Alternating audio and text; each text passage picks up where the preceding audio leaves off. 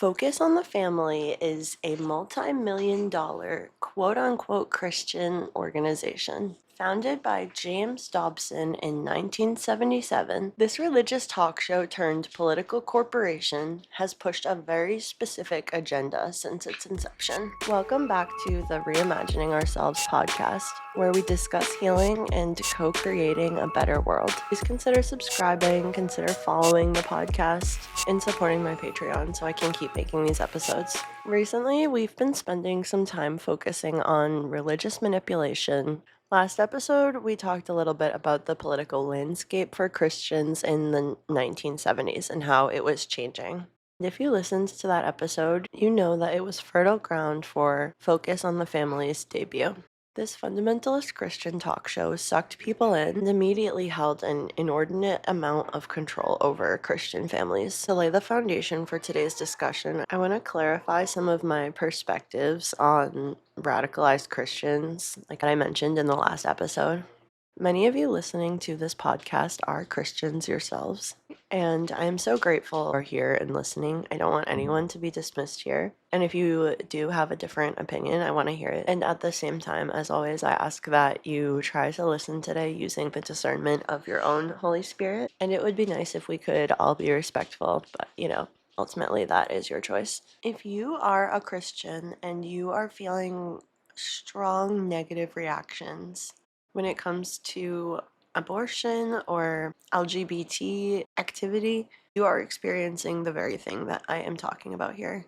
These things should barely be on your radar. The reason they are on your radar is because these are the few issues that Christians and this very small but powerful group of white men have in common. Because I don't argue that Christians did not hold negative opinions on abortion, although many did accept the quickening doctrine, see my sources, or homosexuality, but it did not have the same vitriol and rage that these things trigger today. So even if you do believe that those things are sins, the way God calls us to approach one another is with love, grace, and constant forgiveness of human nature. There are a million more damaging things that we should be giving our attention to before these issues.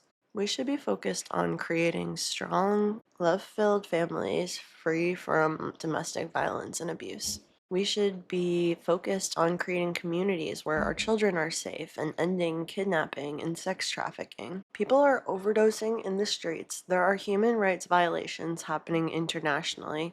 There is physical and sexual abuse happening in the church. There are children who are starving and unprotected and have no home. The beautiful earth that God has given us is dying. And these are the places where our energy and resources need to be going. But instead, these politicians and manipulative leaders have spun Christians around in the direction that will best benefit their interests. This small and powerful group of people don't care about our well-being, the health of our communities or families. They care about staying in power and having total control, at the cost of all of us. So hopefully I've articulated why it is such a glaring red flag to me when Christian organizations pour all of their time, money, and resources into these particular hot-button issues. And Focus on the Family is a prime example of a company that is capitalizing off of creating division by amplifying their condemnation of these few quote-unquote sins. Focus on the Family is... I don't think it's going too far to say that Focus on the Family is a politically motivated organization that has manipulated Christians since its inception. When we start talking about Focus on the Family, we have to talk about a man named James Dobson. The name James Dobson was practically interchangeable with the term Focus on the Family until his tumultuous exit in 2003, but we'll get to that later. So, Dr. Dobson, where do I begin with this man? If I am to lead with love and grace, I would say that this is a man who has been traumatized and unable to heal or process that. This has had such far-reaching effects because of the political influence that this man held. And the things he has done make me so angry that it's really hard not to vilify him. I really do believe that as an adult, he has knowingly engaged in deceptive and malicious practices. And I'll give all of my proof for that and the reasons that I think that. But ultimately, this is just a man with an unreasonable amount of power that is struggling with sinful and destructive behavior and unprocessed childhood and religious trauma. And I think that with all of the factors that we're going to discuss about Dobson's early life, kind of being indoctrinated into this worldview, there have been times throughout writing these episodes that I've wondered whether, in fact, his only motivations are political and financial, but if I were giving him the benefit of the doubt, I would attribute these actions that I'm about to explain to intergenerational and religious trauma. So, Dobson's personal accounts of his early life are a little disturbing, and they help paint the picture of his psychological makeup. He describes how, at just 6 years old, his father felt called to leave the family for his evangelical ministry and really wanted to bring his mother along with him. That gave me pause because I'm imagining, of course, this part is speculation, but I'm imagining the father of a preschool aged child who is maybe starting to feel a little overwhelmed and it feels like fleeing his family. I mean, if your child is in school and you can't take him out, why not minister to those in your own community? Something about that just feels a little strange to me.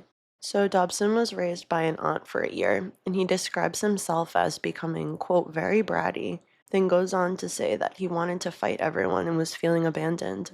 And as a trauma therapist, I really take issue with that phrase, very bratty, to describe what is a natural response to an attachment wound. Yes, children act out when they are abandoned because the intensity of those feelings overwhelms their underdeveloped emotional regulation systems.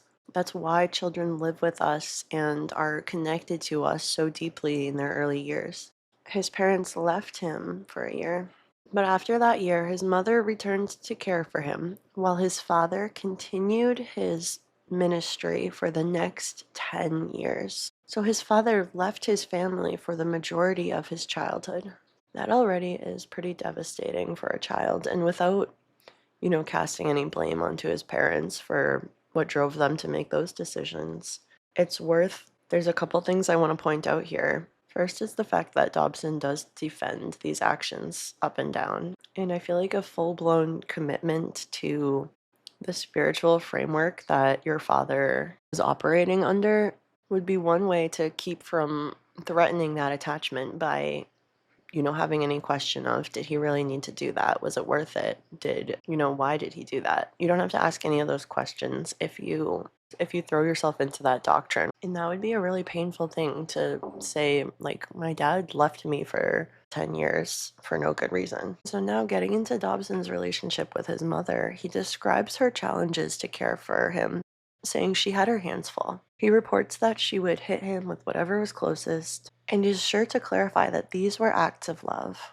So the way I see this situation, we know that so much physical abuse was normalized during some of these previous generations, especially in certain cultures. And like I always say, just because it was common or normalized does not mean it was okay. The way that I see this situation is that his parents, likely due to their own physical, emotional, and religious trauma, gaslit him his entire life into believing that their hurtful and damaging actions were done out of love. And so Dobson has this option, this like subconscious option, to either completely destroy his primary attachment relationships, which most children do not do, or accept their narrative. And I think it's completely possible that the pain he experienced drove him to not only fiercely defend that narrative, but feel a compulsion to insist upon it and control an entire population into following that framework.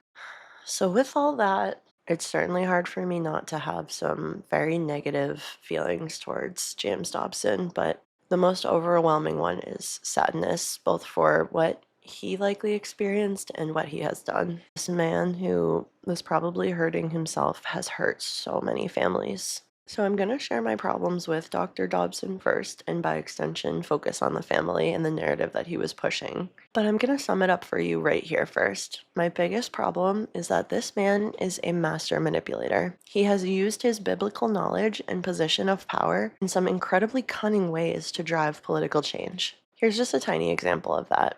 When conservative Republicans are in office, Dobson leans into this message of authority being divinely inspired, and he encourages submission to all policies because God has allowed these men to lead. But then when the tides turn, somebody else gets into the office, well, he's vocal about how they're trying to take over the country and we must fight back. And he incites his listeners with claims that he's arming them for a culture war where they will be on the side of God, successfully sowing seeds of discontent and division. So my biggest problem is that he blatantly uses his position of power to control politics. And the people he is controlling them for are seeking a world that is so contrary to what I believe is God's will, for us to love one another and be in community with one another and live in harmony with the natural world. This world that Dobson advocates for is a wealthy, white, Christian, male-controlled world. And that might sound dramatic, but I'm going to unpack it throughout this. And as always, I really want to clarify that that hurts all of us.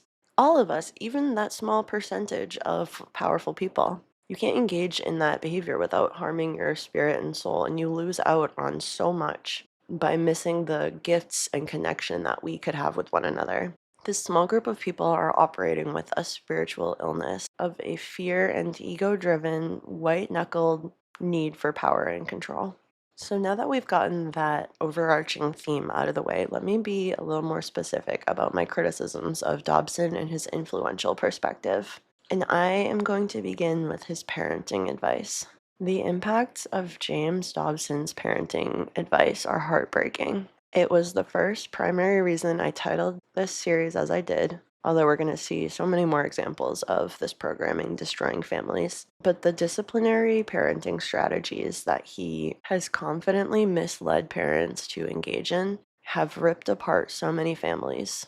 These strategies are corrosive to strong and loving relationships and replaces them with something more superficial and detached and filled with fear. Dobson authored 2 books on this subject, Dare to Discipline and The Strong-Willed Child, and he would break down his advice in his blog posts, talk show, and letters to the public. The details of the advice given in these books is highly disturbing, and I want to make sure that you're aware of that, so I'll have timestamps in the description in case you need to skip any part of this to protect your own peace. Dobson openly, consistently promotes corporal punishment, and in some pretty twisted ways that we'll get into. He ignores the number of reliable studies that have demonstrated the negative effects of corporal punishment. These studies leave no doubt that the negative effects outweigh the good. See the meta-analysis by Gershoff in the description for a one-stop shop of these studies. Sociologists John Bartkowski and Christopher Ellison point out that Dobson's views, quote, diverge sharply from those recommended by contemporary mainstream experts, end quote, and are not based on any sort of empirical testing, but rather are expressions of his religious doctrines of, quote, biblical literalism and authority-mindedness, end quote. There's just about a consensus among child development experts and psychologists that guiding your child with love and relationship is not only a more effective way to experience obedience from your children, but also prepares them to enter into relationships that are driven by love and connection instead of fear and power. But Dobson's disturbing claim is that God calls us to hurt our children, to establish our control and keep them subordinate. He believes that the patriarch of the family represents God in the family, and that's a twisted theme that we see so much through fundamentalism. We all have a deep and personal connection to God. It's comically blasphemous to claim that men are the gods of their families. It's also devastating to everyone in the family, which I'll explore further as we continue to discuss on this podcast what truly makes a strong marriage and family unit. But spoiler alert, this framework isolates men in a way that increases loneliness, detachment, and stress. So within this framework, Dobson calls for the patriarch of the family to model both divine mercy and divine wrath in order to save the child's eternal soul. He claims that this alone will prepare the inherently sinful child for a relationship with God. He specifies that spankings can begin around 15 months, which to Dobson is months after children have begun engaging in willful defiance. Many have pointed out his seeming disdain for children, which has been broadcast and replicated in families across the United States. He refers to toddlers as vicious, selfish, demanding, cunning, and destructive. Dobson created Christian parenting materials that depict children as sinful, willful young tyrants whose true need is for parental constraint. Most child psychologists and developmental experts see this very differently. Small children, like my 16-month-old son, are discovering their world and their effect on it daily. It is developmentally appropriate for them to start testing their limits. And strong leadership for our children requires setting limits with love and redirecting our children towards safe and acceptable behavior, offering lots of praise when they engage. This preserves the relationship with us that will be crucial throughout their teenage years. It can be difficult and may take more effort than hitting them into submission, but it has so many more positive downstream effects.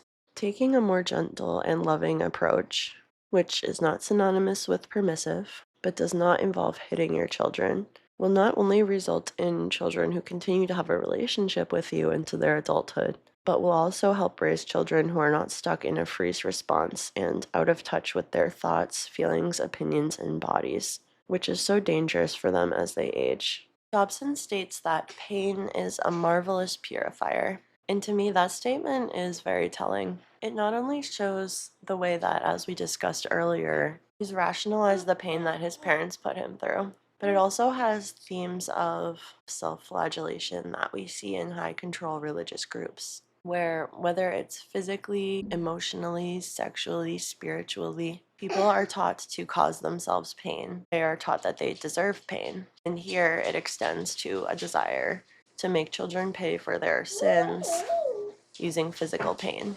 Dobson addresses what to do if the small child that you have just hurt is crying after the hitting. He claims that real crying should last less than 2 minutes and at most 5, and after that point, he says, quote, "I would require him to stop the protest crying, usually by offering him a little more of whatever caused the original tears." This hurt my heart so much, I actually had to take a break after reading it.